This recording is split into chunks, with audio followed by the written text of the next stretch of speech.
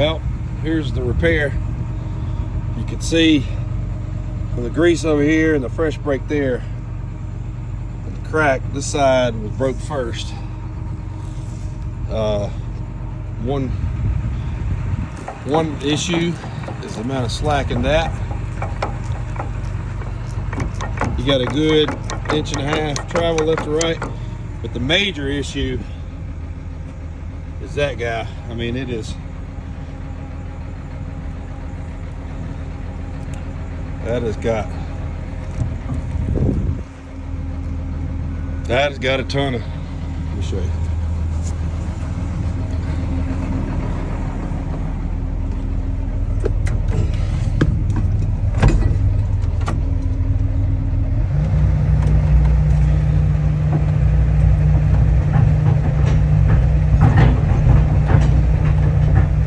There's the problem. These two bushings and pins.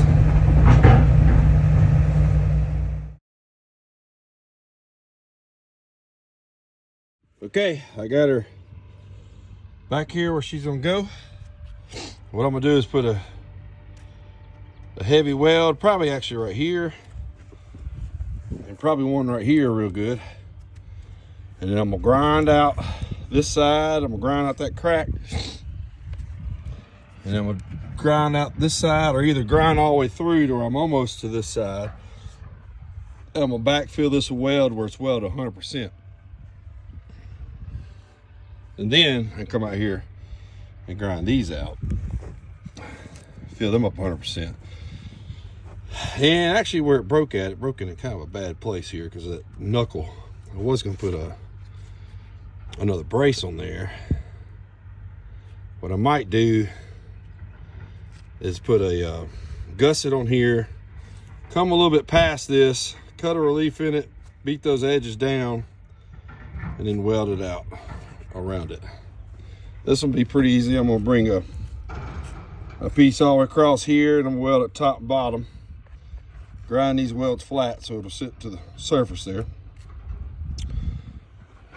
Stay tuned, I'll show you. Got my grounds up. I've got my suitcase welder. It's been, I got it hooked up here. This has been a good welder, good combination with my Trailblazer. I've had this for about 2.5 years now. Weld circles around a sticker rod all day long. It's easier for thinner stuff. It's faster. People like to argue, it's not as strong as a sticker rod. I know I'm opening up a huge discussion here, but this is 70S6. No difference in a 7018 electrode. It says structural steel for welding structural steel. It's 70,000 pounds tensile strength. The rod 7018 and the wire is 70,000 pound tensile strength. If the wire is not holding up as good as everybody says as the stick, that means it was not welded properly. Bottom line, you can argue all day long. We could put it in a press brake. I could do a weld test. I could show you. If you weld this out correctly, the same as you do a stick, you'll have the same integrity.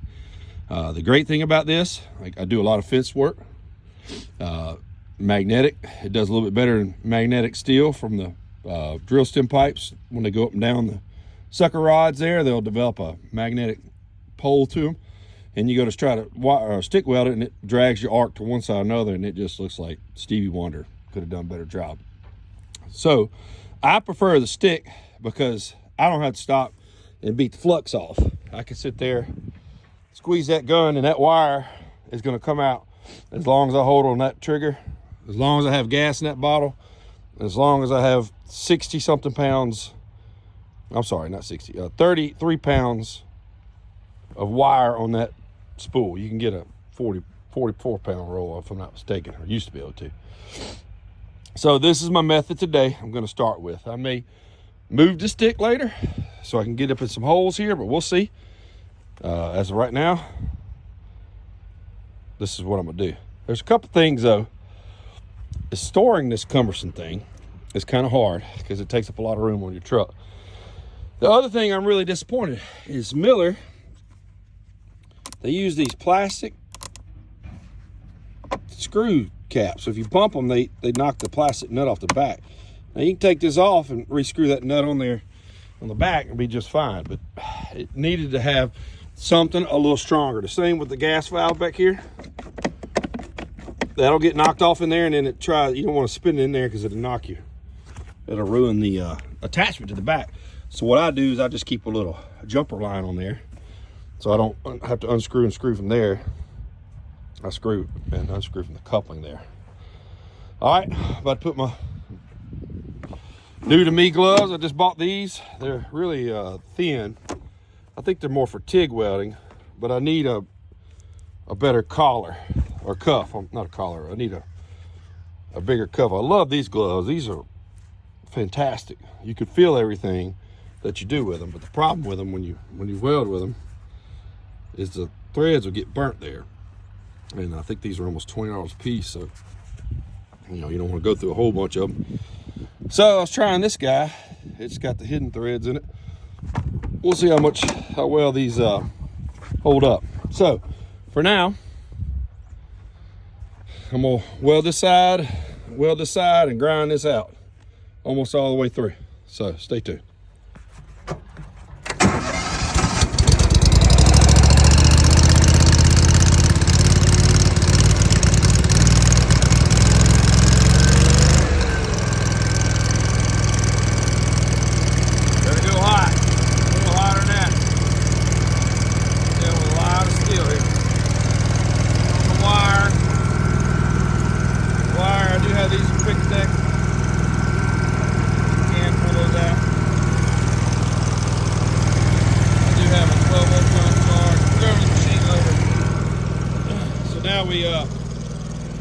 This little wire is the voltage feeder. It gives that power and runs it off the feed motor.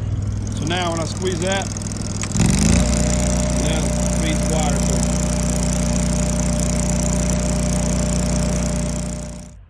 All right, I had to bring all the kids out to the party. So I've ground through just about all the way through here too as well. Actually did get a little bit there. And then now I'm gonna weld this side out 100%. Put the smack down on it. Then I can cut these welds loose. Get on this side right here. You can see it was getting all the way through there already, but I'm gonna grind on this side. Then I'll start on my plates and stuff. And here we go. Fire and bay one. On the count.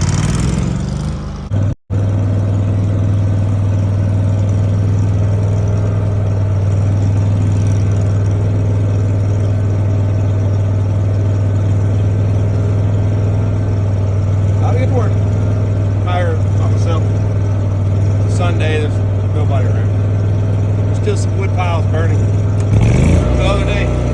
Here we go.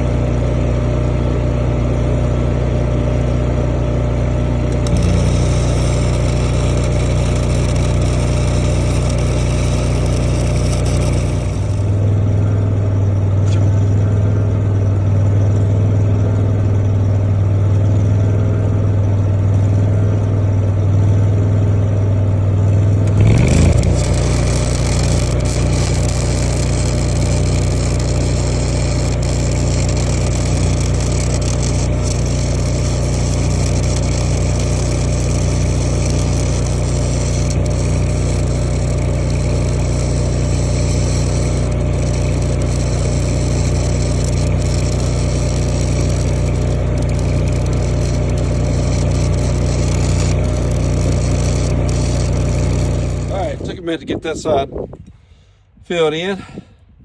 Now I'm gonna come back and smooth them all out and get ready for the plate on this side. But before I do that, I'm gonna turn around and do the other side over there too.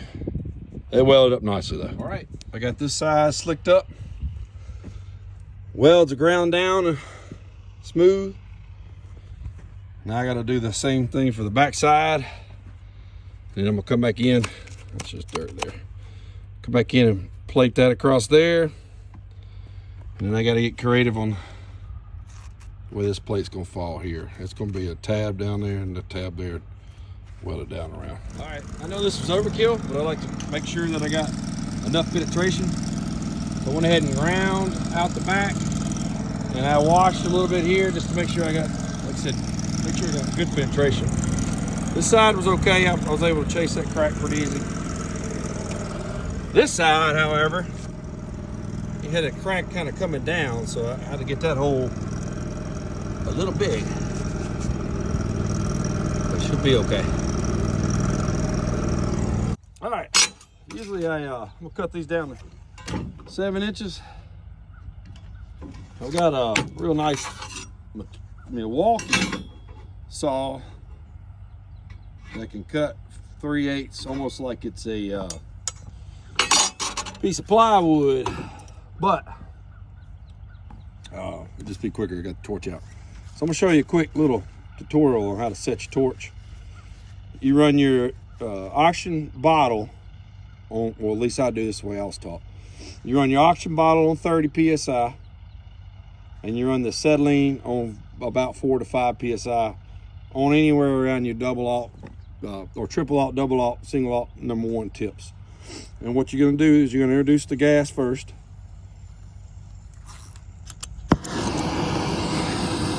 What I like to do is try to bring it down to that tip.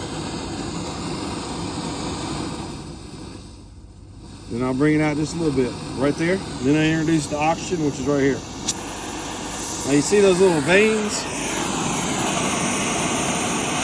So that's starving. That's what you call starving it. And then when you get it too much, they'll be stretched out. So bring them in to where it's kind of tight like that. And this is what cuts it. You preheat your metal, then you squeeze your lever. This tip could use cleaning. If it was a good tip, you would hear it go. It's got like a machine gun from far away sound to it. Oh, well, I'm not used to doing it. It's an awkward position. Anyway, you get the idea. I just learned this the other day. So.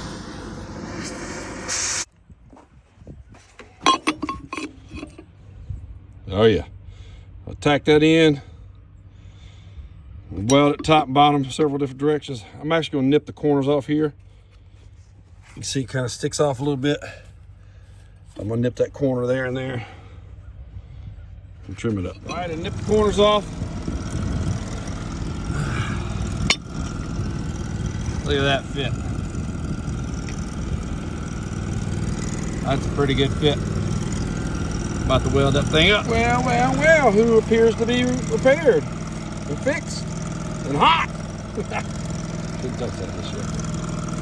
All right, so now, I'd say that's done. So now I'm gonna get one on each side, and then we'll move to the back. Here we go. All right, here's where I'm at with the side piece.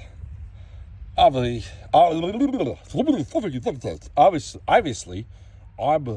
holy hell. Obviously, it's not gonna lay flat there.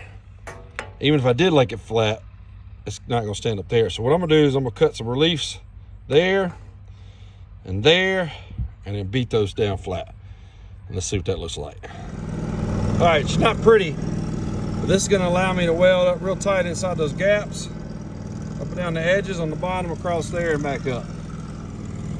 And should be pretty dang solid. All right, I'd say that's pretty solid. I burned it in there pretty dang hot. Focus. All right, time for the back side and this side. Well, that's a wrap. This will be good for a little while. Can't get that pin, that main pin repaired. It's gonna have the same issue. I got her plated front, back, side to side. Till the next one. Peace.